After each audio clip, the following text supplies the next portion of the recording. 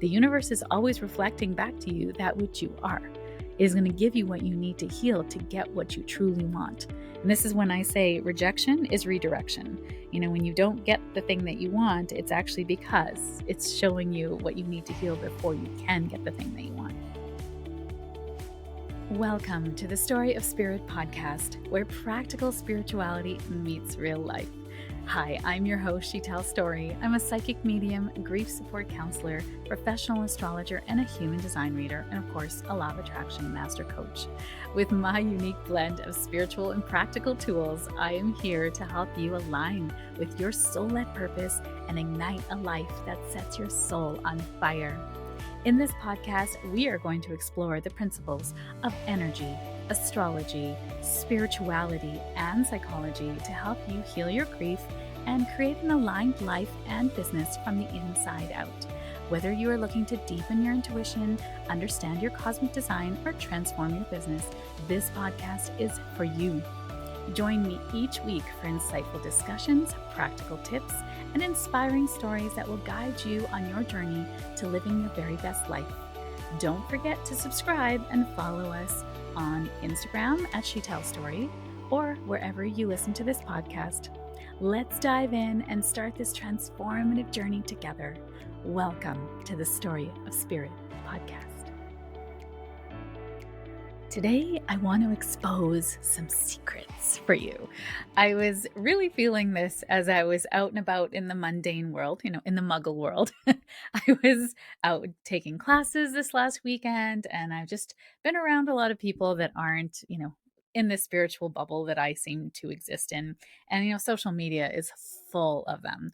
And I really feel like there's just these secrets that make us so much happier as spiritual people that I think it almost feels like it's this part of the world that's asleep, and when we wake up and learn that these things exist, we live a much happier life. We're in flow, we're in alignment, there's magic in the world. You're not just at the mercy of, government policies or tariffs or, the stock markets. All those things exist, yes, but we can also find power within ourselves to create the existence we desire. And as I was kind of writing my notes for this episode on 7 spiritual secrets for living a happier life, my mind went to, and actually I think it was mostly, spirit bringing this to my awareness as well, is that I've had 2 friends in the last 5 years kind of give up the spiritual life. They almost sort of felt like it was painful for them. Like they never felt like they measured up, or they were constantly chasing something that felt out of reach for them. And as I kind of diagnosed and kind of went deeper into it, triaged, if you will, I noticed with both of these 2 people in my life, there was a lot underneath of wanting to be good, wanting to do it perfect. They're both very perfectionistic. They're both very driven. They're very high powered, high achieving women. And in that, quest, I think, to understand their magic, they felt that they never really measured up, which that is a wound from childhood of trying to do it perfect. But the path of spirituality is not perfection. It's actually about discovery, right? It's about awareness. It's about seeing things in a different way so that you can move up in your evolution of your soul. And why would you want to move up in your evolution of your soul? It's the expansion of consciousness, right? The more you expand, the more you are aware, the better life gets for you, And I think they kind of, hit a dead end because they were trying in a way that wasn't really conducive to spiritual living, and they left it. They say they left it behind, which means they don't, listen to astrology anymore. They don't do anything. They're in the mundane world. One of my friends works in government, and another one works in sort of banking and corporations and things like that. So it's a very mundane world, and I think at some point they will come back to this part of themselves, but they had to leave it for now, which is not a bad thing. Sometimes you just need to leave something to get perspective and come back to it if it's meant for you. So I don't fault them at all. I think it's a fascinating journey that I was thinking of as I wrote this episode today. So, I really want to start too with understanding that happiness isn't something we find. It's actually something that we remember.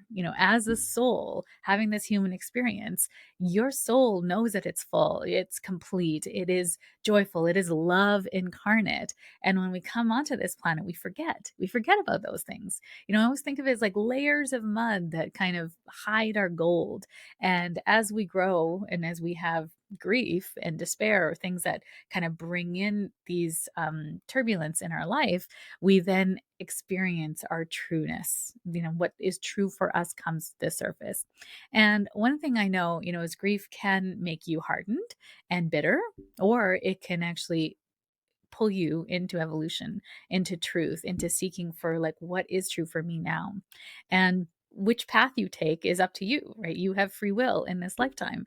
So you can choose a path of hardening, but nothing good lives there. It's a lot of pain, there's a lot of suffering, and ultimately there's disease and a death that is not going to be easy for you or your loved ones. And we've all had those people in our lives which just double down on their suffering and their victimhood and just refuse to see anything more than that. And that is a choice. But also, that's a choice based on the fact that if they were to open up and see things in a new way, could really destabilize their life, because they would have to take accountability. They would have to say, yes, I did these things. I'm so sorry. I didn't realize there was another way. Or, you can, and I mean, in that, not an or, but in that, we all have to face ourselves. This, I'm thinking of this in terms of raising my children.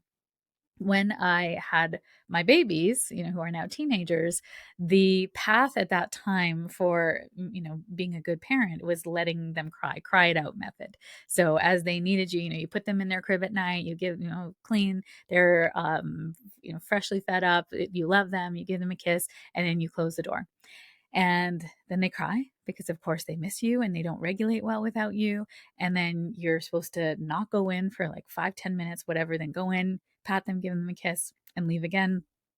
And this time for longer and longer periods. And, as I'm describing this, I feel like it is so inhumane. Like, it is, if you did it with your kids, I'm sending you so much love. If you think this is the way to do it, please read up on it, because babies cannot self-regulate. They need the mother, they need parents to regulate them. And that creates safety. You're not going to, your kid's not going to go to high school sleeping in your bed. Like, can you co-sleep? Sure. But you can also, just give them more safety. Like, it's okay. You'll figure it out as you go along. I know co-sleeping isn't for everybody. Co-sleeping is definitely not for me because I really need my sleep. And if there's a child in the bed, I'm always aware of where they are. And if it's something for you, that's great. I have zero, opinions about it, zero attachment to it. You do you. But one of the things that I had to really sit with is that I knew it wasn't right, but this is what we were told was the right way to do it, to make them more independent, to have, sleeps without us being there and holding them all night. And my oldest son had a lot of medical issues when he was born. And every doctor said, he's fine, he's normal, he's fine, he's normal. And it's not. It's becoming very apparent to us, as he's in his late teens now, that those issues were actually a part of a larger problem. And had we had an astute doctor, I mean, we've been trying to push to try to find out what this is, but no one has been able. And we've tried alternative medicine, we've tried mediums, we've tried Ayurveda, we've tried naturopaths. Like, no one can figure out what this poor boy is going through. And I think ultimately his path is going to be his path. We're not going to stop. But as a baby, had we understood that this is not normal, and my mom kept saying, like, it's not normal for babies to cry like this. It's not. And I'm like, no, colicky babies, mom, you don't know the wisdom of our elders, right? Like, I don't know why I thought, no, the doctors know more than my mom does. I mean, yes, they go to school, but there's this wisdom that's passed down through the ages, and these wise women know, they know. So, all this to say is that when we go through these paths, I look back, I had to do a healing where you kind of step back to a part in your life where you felt immense guilt and shame. And that memory came forward because I felt I should have known better. I should have listened. Should, right? The should of shame. You got to hear when you say should, when you should yourself, it's actually you're shaming yourself. And I had to go back and give her so much love and call her forward. And there was a lot of crying and a lot of tears on angst. And I wrote her a letter. I burned the letter and I'm like, you get to come back. And this becomes a power story now, not a victim story. If I could go back and change things, I would not do that. But also, what has that created for my son that he is now on a journey to either heal for himself or has created in himself that is going to help him in his life lessons, right? When we think that we've known everything, we've done poorly, we're actually negating that maybe this happened for an opportunity for something more to happen, right? So I have talked openly with my son and my children about it. I have said that, if I could go back and do that again, we just had no idea. And I love you and I hope you forgive me for that. I have forgiven myself. I can't go back and change the past. And that's sort of taking accountability as well. And he understands. He's like, oh, mom, like I understand. I mean, he doesn't have children yet. So that's going to really change his perspective, I think. But it's these moments, we have an opportunity to go back and give ourselves love and compassion versus the judgment and shame. Nothing good lives in judgment and shame. Nothing good. It's a prison. It's a prison of your own making. And if we can come back with love and compassion for ourselves, we can choose the path of healing that goes away from the hardening and bitterness against life lessons and stepping into compassion and love for ourselves so that we can have a different perspective and maybe we can say sorry. Maybe we can a sorry does not change anything for him, right? I mean, it does change something potentially because I'm taking accountability, but ultimately what happened. And in your own life, if you're waiting for an apology or an acknowledgement or somebody to say something to you as part of a healing process, you are giving your power away. You're giving your power away because your healing is not in the hands of anyone else but yourself.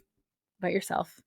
And I think in these spiritual truths or spiritual secrets for living a happier life, that's kind of intertwined in one of these. So let's get started, shall we? Secret number one is you are so supported. You are fully supported, even if you grew up an only child, even if you were adopted, even if you felt alone in your life, you actually had so much support coming in through your spirit team, through on the other side. And this is one of the fundamental teachings I teach in my Intuition 101 and teach also in my MIA Academy membership is that we have spirit guides, we have ancestors, we have loved ones in spirit that join our team. And if you don't know if that's true or you're like, cool concept, Sheetal, try it for yourself. Call in spirit and say, this week, I want you to show me that I am supported. This week, spirit, show me how supported I am today, or call in parking guides, or call in ease, or call in a spirit guide to help you on something you are navigating. And you build your own book of evidence, right? I'm just opening the door to possibility for you. And it's up to you to water the seed or not, right? You have free will. But one thing I know for sure is you cannot be supported if you do not call in support. And when we do this part of intuition development, it's very interesting to notice now the shadows of the past, I'll say, that come up, the conditioning, the programming, the limiting beliefs that come up when we try to ask for help. So I had a beautiful Intuition 101 participant. And we said, okay, this week your homework is to call in your spirit guides and see what happens on a task that you're doing for the day. You need some help, a parking spot, like just call it in and see what happens, right?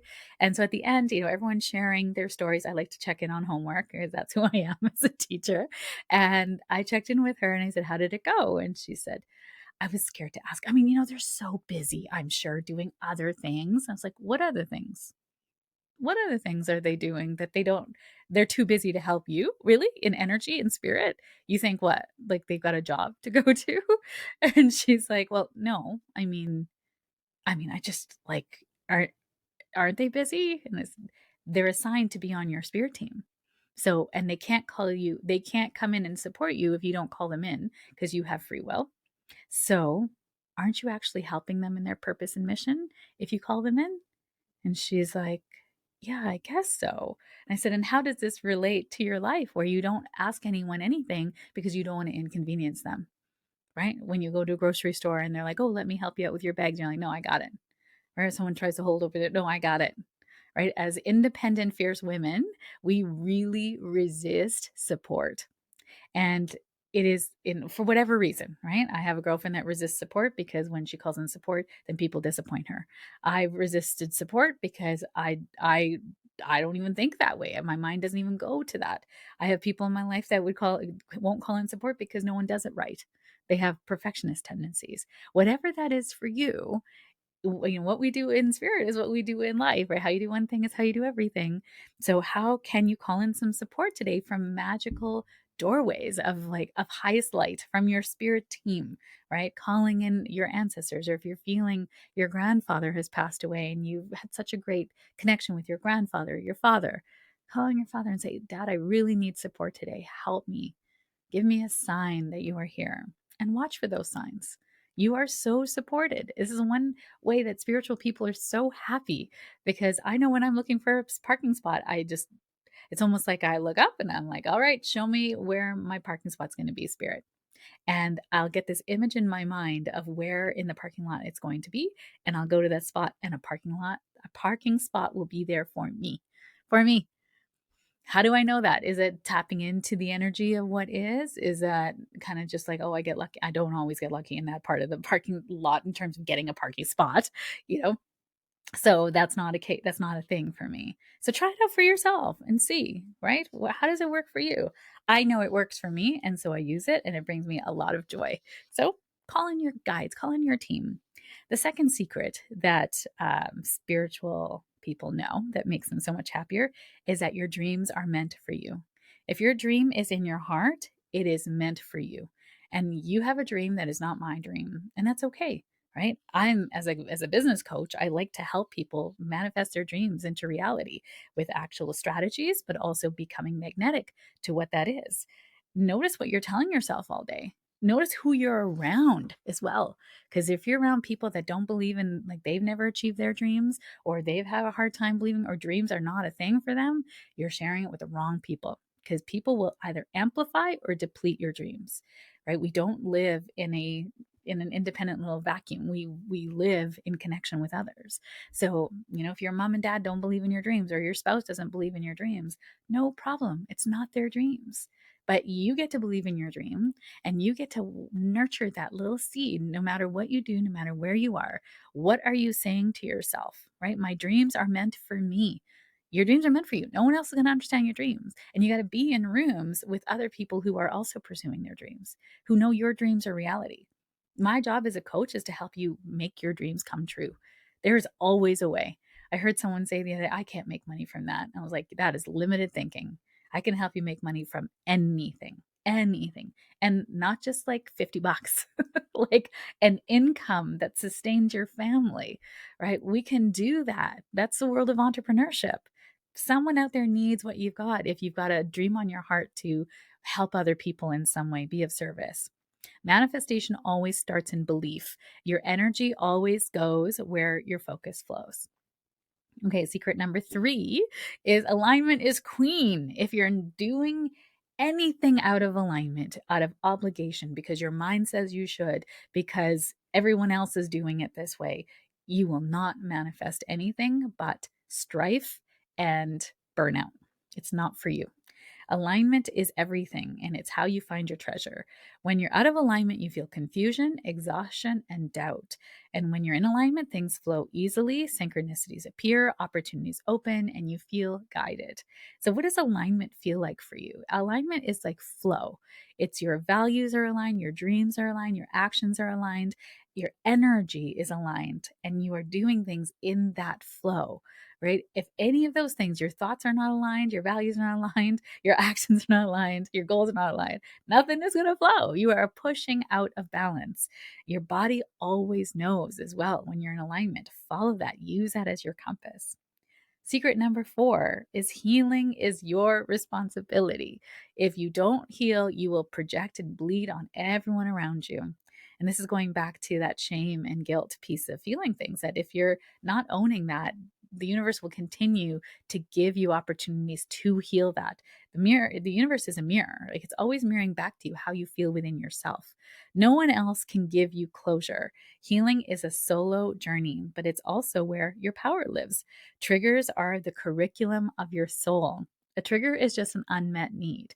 So whenever something irritates you, ask yourself, what is this reflecting back to me about what I don't like in the world? And then what is this part of me that I don't like about this? Right? They show you where you still need more love. Instead of reacting, pause and ask, what is this showing me about myself? Healing doesn't mean that you're never triggered. That's another thing, right? It's actually about how fast can you come back to your peace? How fast can you self regulate again after something happens? True story. Um, in my childhood, my dad used to slam doors with his anger until he understood that he had ADHD and there was ways to deal with that. And he's a completely different man now. He's amazing. He's meditated. He's very centered and grounded now. He's a true testament that men can grow, which I just love that so much about my dad. And it left a residual in me of slamming doors. I can't, every time that slam door comes up, it actually brings up anger in me and my back goes up. And so about a couple years ago, my son was upset about something and he slammed his door. And I was about to rage. Like I was gonna open that door and be like, don't you ever do that ever again. I'm gonna take your door. And I went, whoa. That is not a proportionate response to what is happening. He's having an experience of something. He's upset. The door is a byproduct of that. Now, if I go in there, I'm going to make things worse. So I had to take a deep breath. I used my tools to process why I was feeling what I was feeling. And I went in later and I said, okay, I understand that you were upset. Let's talk about that. And also, door slamming, not a thing in this house. Please do not slam doors because it reminds me of when my dad used to slam doors as a little kid. And it makes me actually really upset and very sad underneath it all. And so I need you to understand that that is a huge trigger for me. So please do not slam doors. You can close your door, but if you slam your door, I'm going to ask you why you did that and can we maybe take out our anger in another way. Okay.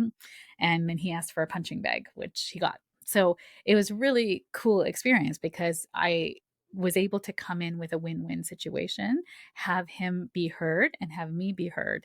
And I didn't do it at a time that we were both triggered, right? Our emotions were at a high, that we both were able to meet our own needs after the fact, but also, regulate each other to then self-regulate afterwards, right? So, how's that happening for you? Right? Healing is your responsibility. Secret number 5 is the universe always gives you what you need, not what you want. So, if you want a boyfriend, but you continue to get these like frogs that you're kissing all the time, you gotta ask yourself, why am I attracting these frogs? What is it about me that's attracting this into my life? And as soon as you change the magnet within you, you'll change your life. You'll change your life. Same thing with clients, right? If you're attracting clients that don't pay, that are nickel and diming you, that are not doing the work, where are you not doing the work? Where are you nickel and diming people? What about your marketing and messaging is calling this in? What is that? And if you heal that part of you that feels like maybe you're not worthy enough to receive, maybe everything has to be hard for you. Maybe when things are going well, you're waiting for the other shoe to drop. Where did you learn that in your life? Right? The universe is always reflecting back to you that which you are. It is going to give you what you need to heal to get what you truly want. And this is when I say rejection is redirection. When you don't get the thing that you want, it's actually because it's showing you what you need to heal before you can get the thing that you want. Or it's going to get you something better than you thought was available to you. Secret number 6 is shifting your perspective to shift your magnet. So I kind of touched on it on the previous one, but this secret number 6 is so potent because when you shift your perspective, you shift your magnet. And I was recently at a women's festival over the summer, and my dear friend Jillian Checker was giving this amazing talk. And in her talk, she said that your cup is overflowing. Like, look back in your life, from where did you give from an overflowing cup in your, like, what is overflowing in your life? And I went, my cup has never overflowed. Like, I've always bought things on credit. This is why I have debt, because I've always like, oh, I don't have the money yet. So, but I can't wait to have the money. So I'm going to invest in myself, right? Student loans, hello. And I'll pay it back. I always pay back my loans. I always pay back my debt. That's something I do. But my parents always did everything on debt because they were immigrants to Canada and they also had to kind of make do with what they had. And they always paid it back before the loan was due. And I've inherited that from them. So it's interesting when I look to that and see, I've always had the ability, my perception at the time of that talk was that I've never had an overflowing cup. I've never had a bank account that was overflowing that I just purchased stuff with and never had to go into credit, which is actually not true. I was like that in university because I had a lot of scholarships. My parents had taken out a trust fund for me, but then I ended up taking a longer time to do my university degree because I switched degrees and all the things, and then I ended up taking longer time, and then I had to go into debt, but I paid back the debt after I graduated. So it sort of started there for me, and then it was just debt from there on in. And but I always paid it back, so it was always like saving, and then it was back and forth, back and forth. And so my perception in that moment was that when Jillian was giving her talk was that I've never had an overflowing cup. I've never paid anything from a bank account because I just had that money to give, which was actually a lie, right? I told myself that in that moment of scarcity. And so I was driving back to our motel, and my girlfriend Elise was sitting with me in the car, and I was like, I had this epiphany at Jillian's talk. And she's like, is that really true? This is what spiritual friends will do for you. They will hold your feet to the fire. Is that true, Sheetal? And I was like, well, I mean, yeah, like I have so much debt, and I've just been always buying everything from debt. I've always invested myself from debt. And she's like, but is it really true? Your cup has never overflowed. You've never given from an overflowing cup. I said, that's not true. Yeah, I 100% give from an overflowing. If I want to, I give of my time, I give of my energy. And there have been times where I had huge years in my business that there was no debt, there was nothing there. And I actually paid for things from that overflowing bank account. So why in that moment did I go to the scarcity mindset? Right. And she said this potent line, which again, it's a spiritual teaching that goes deep, into my veins. It's you change your perspective, you change your reality. And I think Dr. Wayne Dyer sort of said that originally, but this perspective changes everything is the truth. A new perspective changes your emotional frequency, and that changes what you attract. It changes your magnet. When you look through the eyes of love instead of fear, your whole life will reorganize around peace. Ask yourself, what is actually happening for me? Is this actually true? What would I feel? I think it's the work of Byron Katie. She has like the 4 questions you can ask. In this moment, I'm only thinking of 2, which is like, is this true? How do I know this is true? If what would happen in my life if this was not true? Right. I think that's like the third. There's another 4th question, but what would happen in my life if this was not true? And you're like, oh, and you start to look for evidence that the alternative is true in your life. That can change everything.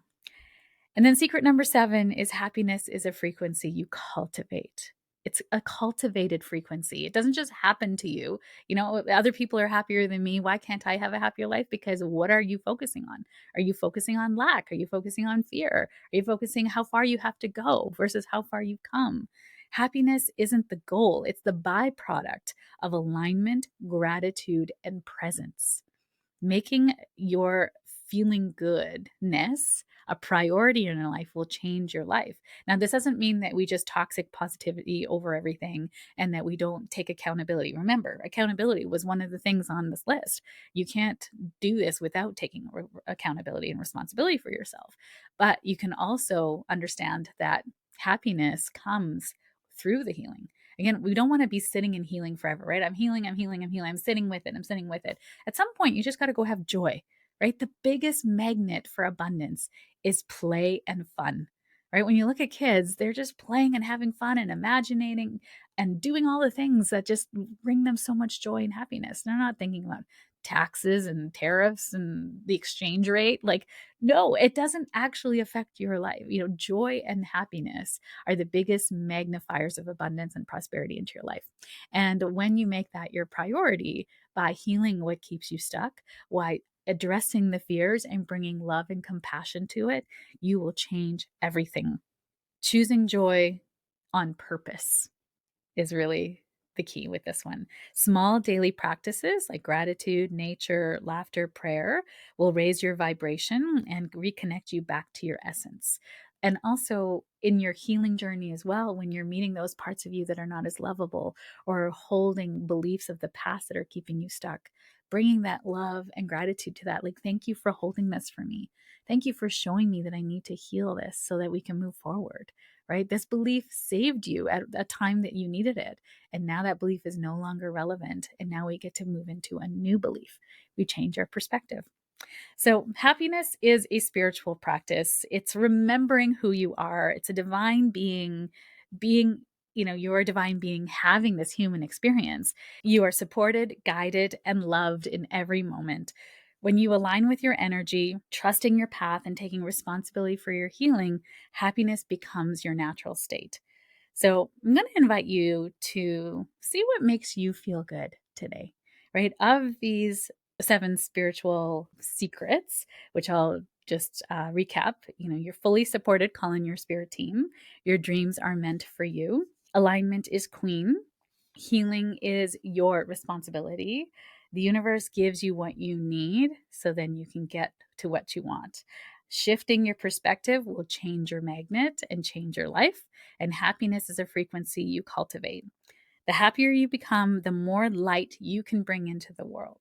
So, what can you do today to really make your happiness your priority? I'm wishing you the happiest week ahead. Thank you for being here. I appreciate you. Thank you for joining me on this episode of the Story of Spirit podcast. I hope you have found inspiration, support, and practical insights to help you align with your soul-led purpose and live a life that sets your soul on fire. If you have enjoyed today's episode, please subscribe to the podcast, leave a review, and share it with a friend. Your support helps us to reach more listeners and continues to provide valuable content. I sincerely appreciate every share, and I know it is how most people find me. It is because caring people like you have shared me with them at the right and perfect time. For more resources, insights, and to connect with our community, please visit us at www.sheetalstory.com and follow us on Instagram at sheetalstory. Remember, your journey to a more aligned and vibrant life is just the beginning, and I am here to support you every step of the way. Until next time, stay aligned, stay inspired, and keep shining your beautiful light. This is Sheetal Story, signing off from the Story of Spirit podcast. Here's the legal ease that's required by our lawyers. This podcast and the YouTube channel represents the opinions of Sheetal Story and her guests to the show. The content should not be taken as medical, psychological, or financial advice. This series is informational and entertainment purposes only. Because each person is so unique, please consult your healthcare professional, your mental health dream team, your financial advisor, or anyone else that's an expert in the field in where you are thinking of making big choices in your life.